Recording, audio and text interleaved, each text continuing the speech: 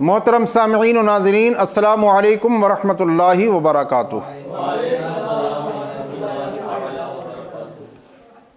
ادب ہی سے انسان ہے، اور جس کے اندر انسانیت نہ ہو، ادب نہ ہو، تو وہ در حقیقت انسان نہیں ہے۔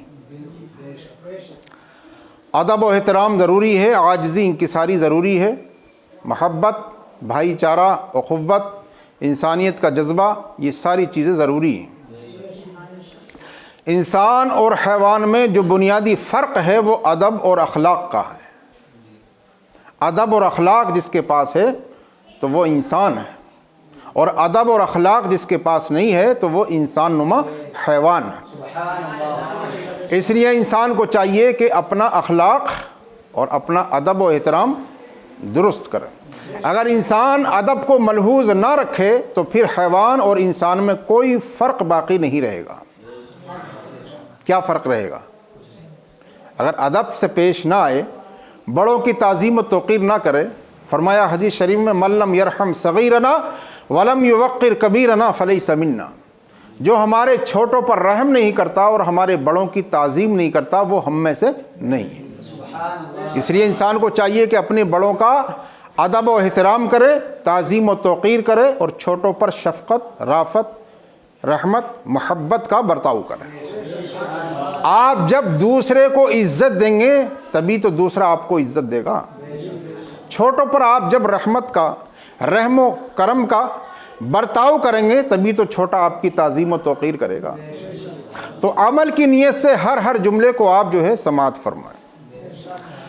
تو ادب کی لگام ہی سے انسان اپنے اندر چھپے ہوئے حیوان کو قابو میں رکھ سکتا ہے۔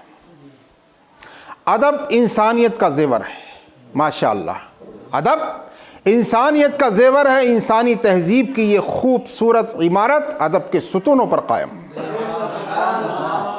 ادب کے اگر ستون قائم نہ ہو تو انسانی تہذیب جو ہے وہ سامنے نہیں آ سکتی۔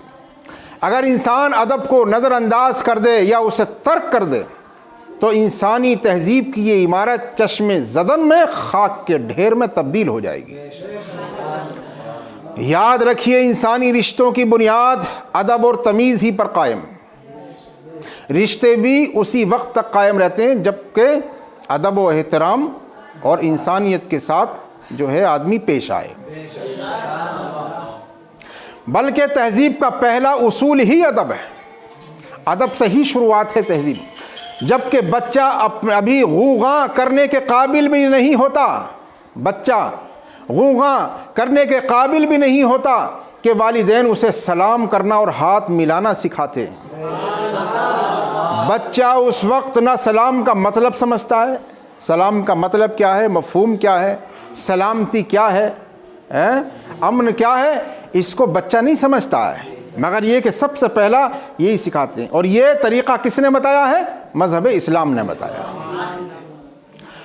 تو اس بچے کو سلام کرنا، ہاتھ ملانا سکھاتے ہیں۔ بچہ اس وقت نہ سلام کا مطلب سمجھتا ہے نہ ہاتھ ملانے کا۔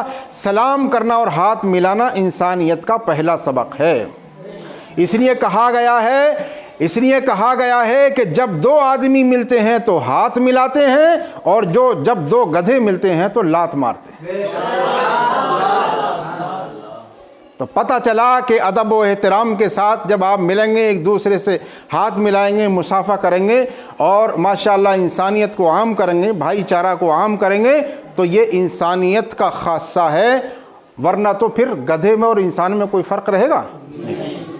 بچہ جب بولنے کے قابل ہوتا ہے تو اللہ، اماں، ابا، دادا جیسے الفاظ کے ساتھ اسے آداب جیسے الفاظ سے بھی آشنا کرایا جاتا ہے۔ ادب و احترام اسے سکھایا جاتا ہے، آداب کے الفاظ سکھائے جاتے ہیں۔ اور جب وہ ذرا سمجھدار ہو جاتا ہے تو اسے والدین کا حکم ماننے، استاذ کی عزت کرنے اور بزرگوں کا احترام کرنے کی تلقین کی جاتی ہے، تاکہ وہ آگے چل کر سماج کا ایک معزز فرد بن سکے، کیونکہ ایک معزز فرد ہی ایک مہذب سماج کا صحیح نمائندہ ہو سکتا ہے۔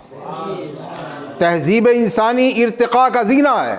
انسانی تہذیب اگر کسی کے پاس ہے تو وہ ترقی کا زینہ ہے۔ اس لیے اگر ترقی چاہتے ہو، برتری چاہتے ہو، آگے بڑھنا چاہتے ہو تو تہذیب ضروری ہے، ادب و احترام ضروری ہے، احترام انسانیت ضروری ہے، مخلوق خدا سے محبت کرنا ضروری ہے۔ سمجھ میں آئی بات؟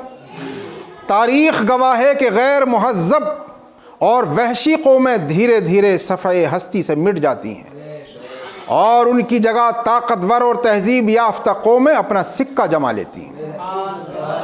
مسلمانوں کی تہذیب تھی کہ صبح سویرے آدمی اٹھے، صبح سویرے جبکہ اللہ کی طرف سے روزی تقسیم کی جاتی ہے۔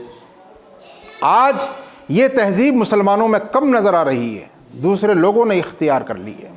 تو اسی تہذیب کا نام، اچھا جو مدارس میں آپ تعلیمات حاصل کرتے ہیں تو یہ تمام تعلیمات جو آپ حاصل کرتے ہیں تو یہ تعلیمات، یہ نصیحتیں اور ہدایتیں ہی تو سکھائی جاتی ہیں، اچھی باتیں سکھائی جاتی ہیں۔ انہی ساری تعلیمات پر آدمی عمل کر لے تو اللہ کا مقدس نیک بندہ بھی بن سکتا ہے اور بہترین صوفی بھی بن سکتا ہے، مگر یہ ہے کہ ادب کی ضرورت ہے، تعظیم کی ضرورت ہے، احترام کی ضرورت ہے، عاجزی انکساری کی ضرورت ہے، خلوص اور محبت کی ضرورت ہے، جذبہ ایمانی کی ضرورت ہے، روحانیت سے آراستہ اور پیراستہ ہونے کی ضرورت ہے۔ ادب ہی وہ سانچہ ہے جس میں انسان کی جبلتیں ڈھل کر اسے ایک سماج میں رہنے اور زندگی بسر کرنے کے قابل بناتی ہیں۔ ادب انسان کی حیوان خصلتوں کو تراش کر اس میں خاک ساری، بردباری، محبت، خلوص اور رواداری کے اوصاف پیدا کرتا ہے۔ جو بچے اپنے والدین، استاد اور بزرگوں کا ادب و احترام کرتے ہیں ان کی آنکھوں کا نور اور دل کا سرور کہلاتے ہیں، اور جو بے ادب ہوتے ہیں، بدتمیز اور بد تہذیب ہوتے ہیں، وہ سب کی نظروں میں ذلیل و خوار اور رسوا ہوتے ہیں اور انہیں ان کی منزل بھی نہیں مل پاتی ہے۔ اس لیے کہا گیا ہے کہ با ادب با نصیب، کیا؟ با ادب با نصیب۔ جو ادب کے ساتھ رہے گا، با ادب رہے گا، مؤدب بن کر رہے گا تو اس کو اچھا حصہ ملے گا، ترقی کا حصہ ملے گا، برتری کا حصہ ملے گا، اللہ کی طرف سے رضا اور خوشنودی کا حصہ ملے گا۔ اور بے ادب بے نصیب، اس کو کیا حصہ ملے گا؟ اس کو روحانیت کا کوئی حصہ نہیں، اللہ کی طرف سے اس کو ترقی کا کوئی حصہ نہیں۔ یاد رکھیے کہ خدا تعالیٰ کو بھی بے ادبی سخت ناپسند ہے۔